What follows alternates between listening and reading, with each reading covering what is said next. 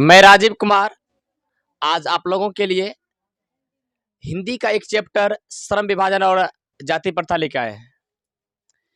तो बच्चा लोग तैयार है? तो कौन सा चैप्टर है आप लोगों का? श्रम का अर्थ काम होता है। श्रम का अर्थ विभाजन मतलब बंटवारा, टुकड़ा। टुकड़ा क्या बोलोगे? जाति तो जानते हैं भारत में बहुत सारी जातियां हैं। और प्रथा का अर्थ होता है रीति रिवाज, यानी काम का बंटवारा और यहाँ की जाति प्रथा। चलिए इसके लेखक बताया जाए। अच्छा, यदि हम ये बात पूछे कि ये श्रम विभाजन और जाति प्रथा की विधा क्या है तो क्या बताओगे? निबंध। तो श्रम विभाजन और जाति प्रथा एक निबंध है जिसके निबंधकार कौन है? बाबा साहब भीमराव अंबेडकर। इनके जन्म की बात की जाए तो इनका जन्म 14 अप्रैल 1891 ईस्वी को महू मध्य प्रदेश में हुआ था। कहाँ? कब हुआ था? 14 अप्रैल 1891। परिवार की बात पूछी जाए तो एक दलित परिवार में, और इसे खास बात यह है कि इसे मानव मुक्ति के पुरोधा कहा जाता है। तो मानव मुक्ति के पुरोधा किसे कहा जाता है? चलिए ये अपने समय के, अपने जमाने के, अपने युग के है ना, सुपठित जनों में से एक थे, यानी ये पढ़े लिखे थे, है ना, यानी कि विद्वान कहलाते थे। कौन? चलिए हर जो भी आरंभ करता है पढ़ाई की आरंभिक शिक्षा जो होती है गांव से ही शुरू होती है ना। जैसे कि आप लोगों की आरंभिक शिक्षा कहाँ से शुरू हुई है? गांव से। वैसे इसकी आरंभिक शिक्षा कहाँ से हुई है? चलिए तो आरंभिक शिक्षा के बाद यानी कि प्राथमिक शिक्षा के बाद एक व्यक्ति है जिनका महत्वपूर्ण योगदान रहा है इनके यानी कि शिक्षा के क्षेत्र में, यानी कि इसे प्रेरित करने में। उनका नाम है बड़ौदा नरेश। बड़ौदा नरेश जी ने इन्हें प्रोत्साहित किया था क्या करने के लिए? उच्चतर शिक्षा प्राप्त करने के लिए। और यह भी कहा था कि तुम यदि उच्चतर शिक्षा प्राप्त करना चाहता है तो तुम्हें कहाँ जाना होगा? न्यूयॉर्क एक शहर है, कहाँ की? तो किसके प्रोत्साहन से वे न्यूयॉर्क गए थे?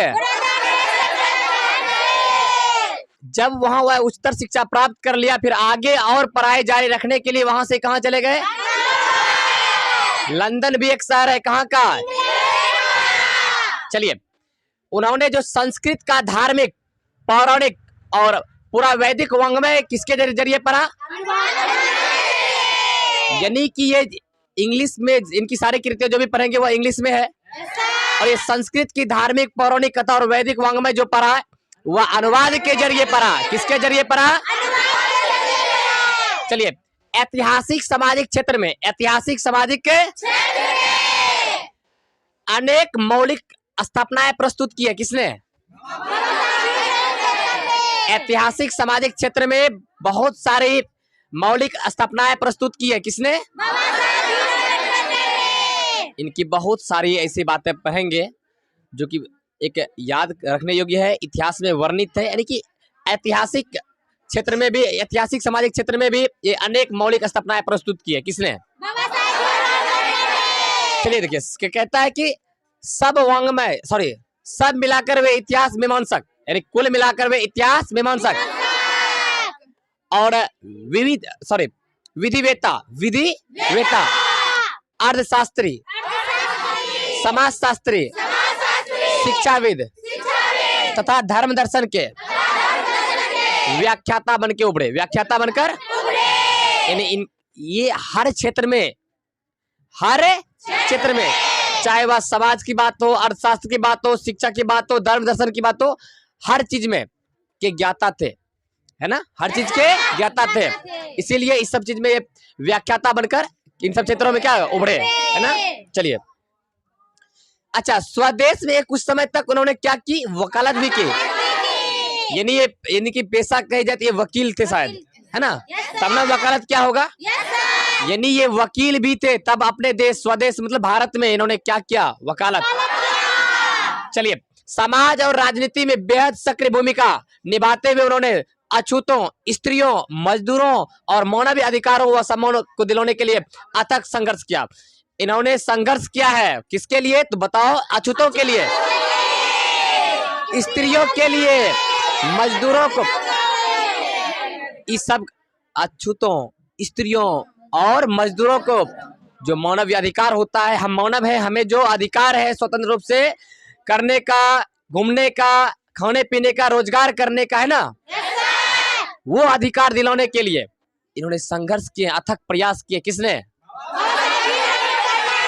चलिए, तो उनके चिंतन व रचनात्मक के मुख्यतः 3 प्रेरक व्यक्ति रहे। यानी वे यदि सोचते थे, और यदि धर्म की बात की जाए तो धर्म के क्षेत्र में या जिसके विषय में खास तौर पे सोचते थे या कोई चीज की रचनाएं करना चाहते थे, रचनात्मक और चिंतन के दृष्टि से ये अपने जीवन के 3 ही व्यक्तियों को प्रेरक व्यक्ति मानते थे। वो है बुद्ध, कबीर और ज्योतिबा फुले। बुद्ध, कबीर, ज्योतिबा। तो उनके चिंतन व रचनात्मक कार्यों के लिए जो प्रेरक व्यक्ति वे मानते थे, वे कौन कौन थे? तो उनके चिंतन व रचनात्मक के मुख्यतः 3 प्रेरक व्यक्ति रहे। कौन कौन? बुद्ध, कबीर, ज्योतिबा। चलिए, कहता है कि भारत के संविधान निर्माण में उनकी महती भूमिका, यानी महान भूमिका रही है, महत्वपूर्ण भूमिका रही है। किसकी? तो संविधान के निर्माण में इसकी महत्वपूर्ण भूमिका रही है, इसीलिए इसे संविधान निर्माता कहा भी, और संविधान निर्माता कहकर श्रद्धांजलि भी दी जाती है। तो संविधान निर्माता कहकर किसे श्रद्धांजलि दी जाती है? बाबा साहब भीमराव अम्बेडकर को। बाबा साहब भीमराव। चलिए, एकनिष्ठ समर्पण के कारण ही हम आज उन्हें भारतीय संविधान का निर्माता कहकर श्रद्धांजलि अर्पित करते हैं। तो श्रद्धांजलि अर्पित की जाती है भारतीय निर्माता कहकर किसे? चलिए, बाबा साहब भीमराव अंबेडकर जी का जो निधन हुआ था वह दिसंबर 1956 दिल्ली में दिसंबर 1956 में। कहाँ में? जन्म महो, मध्य प्रदेश में। कैसे परिवार में? दलित परिवार में। अच्छा, इन्होंने जो संघर्ष किया किन किन वर्गों के लिए? तो दलितों के लिए, स्त्रियों के लिए और मजदूरों के लिए, किसी पूंजीपतियों के लिए नहीं, है ना। चलिए, और एक चीज कि ये अपने जीवन के चिंतन और रचनात्मक व्यक्ति 3 ही कोई मानते थे। वो थे आपका Buddha, Kabir, Jyotiba Phule. Buddha, Kabir, Jyotiba.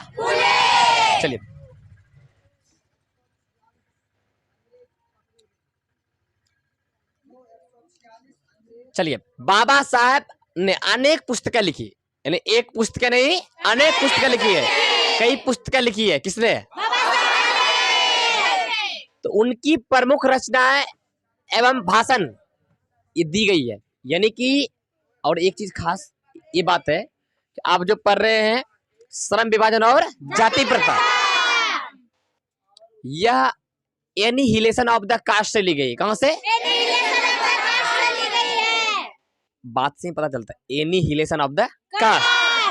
Annihilation of the caste, इसका अर्थ ये होता है कि ये हिंदी भाषा में लिखी नहीं गई है, ये अंग्रेजी भाषा में लिखी गई है। किस भाषा में? अंग्रेजी भाषा में।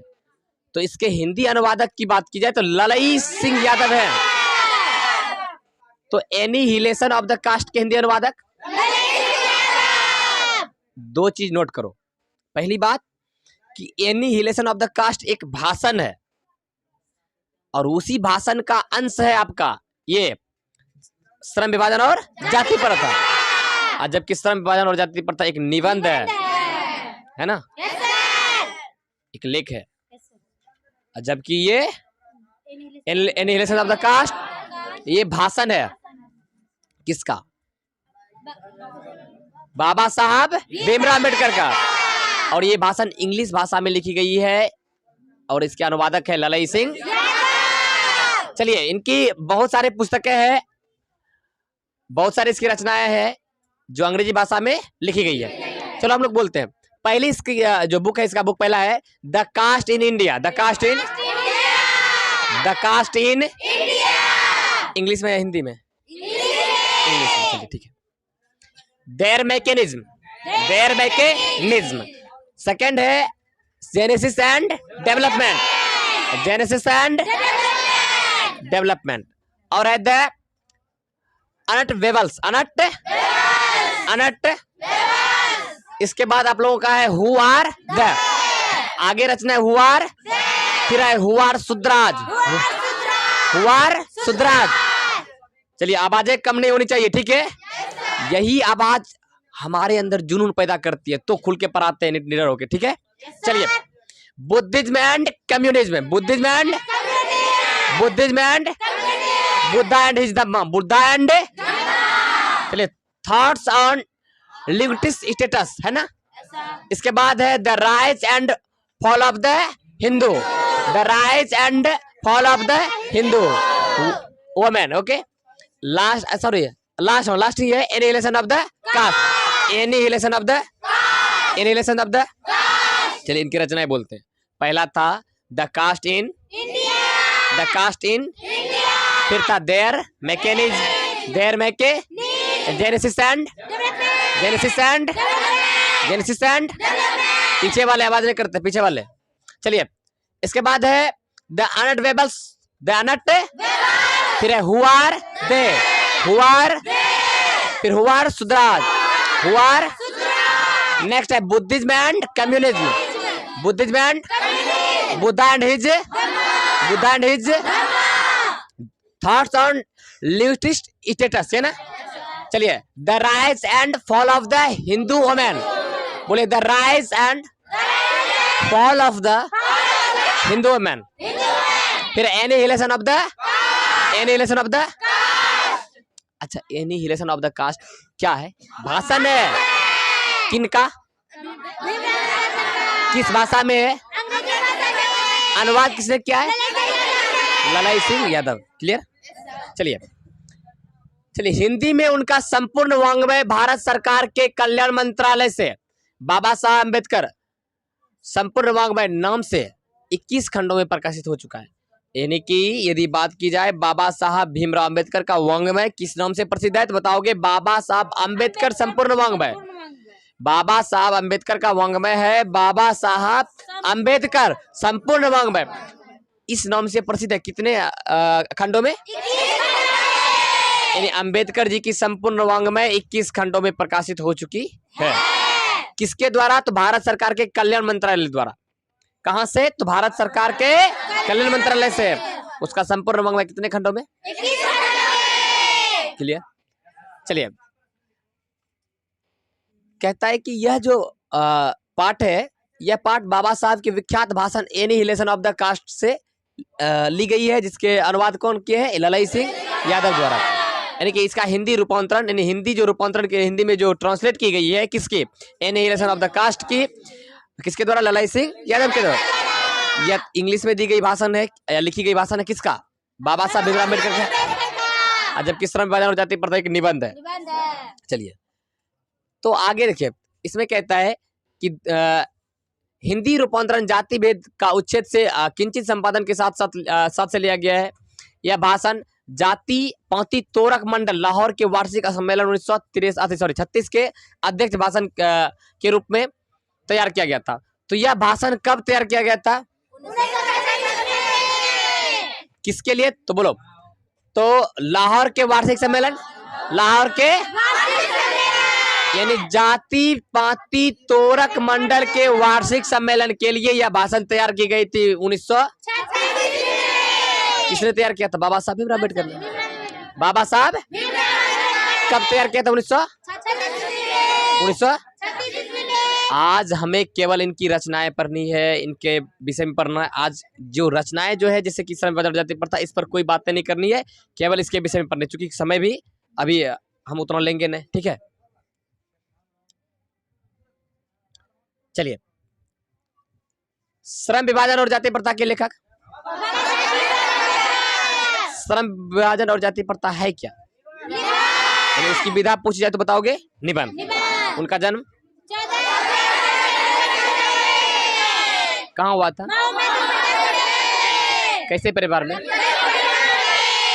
इसे कहा जाता है मानव मुक्ति के पुरोधा, और ये अपने समय के सुपरहिट जनों में से एक थे।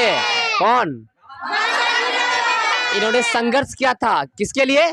तो अछूतों, स्त्रियों, मजदूरों के मानवीय अधिकारों और सम्मान के लिए, है ना। इनके चिंतन और रचनात्मक के लिए 3 प्रेरक व्यक्ति थे।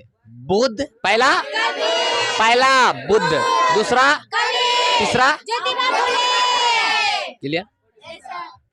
इनका निधन हुआ था 1956 में। कहाँ में? दिल्ली में। इनकी रचनाएं है, पहला था द कास्ट इन देयर में के, और था Buddha and his Buddhism and communism, who are Shudras था ना। फिर था annihilation of the caste, annihilation of the caste. यह भाषण तैयार की गई थी 1936 में लाहौर में जाति पौधे तोरक वार्षिक सम्मेलन में, है ना। किसके द्वारा? भीमराव अम्बेडकर जी के द्वारा। इसका हिंदी अनुवाद किसने किया था?